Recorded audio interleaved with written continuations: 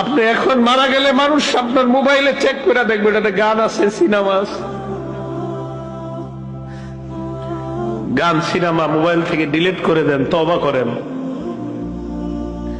পৃথিবী সাক্ষী হয়ে যাবে যে এই ছেলেটা মারা গেছে, ওর মোবাইলে তো সিনেমা আছে, ওর মোবাইলে নাটক আছে। মানুষ সাক্ষী হয়ে যাবে আপনার গুনাহের। মোবাইল থেকে আপনি গান ডিলিট করে দেন, নাটক ডিলিট করে দেন। বন্ধুরা চাপ দিয়ে আমারে ফেসবুক খোলাইছিল, আমারে ফেসবুকে ইসলামী লেখালেখি করতাম। কিছুদিন পর বুঝতে পারলাম এখানে সময়ের লেখালেখি যদিও আমি করি, মানসিক যুদ্ধে লিপ্ত হইতে হয় ফেসবুকে। মানুষ পক্ষে লেখে, বিপক্ষে লেখে। পার্মানেন্টলি আমি ডিলিট করে দিছি, আমার কোনো ফেসবুক নাই। আমার জীবন কি চলে না বলেন? চলে, আগের চেয়ে ভালো চলতেছে।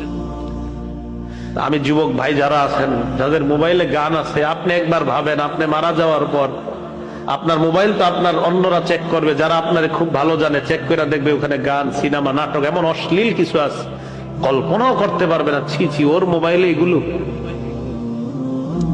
এটা কল্পনাও করতে পারবে না। আবু ওয়াইল মাথাটা নিচের দিকে দিয়ে বলে যে গান অন্তরে মুনাফিকি সৃষ্টি করে, গান নেফাক সৃষ্টি করে।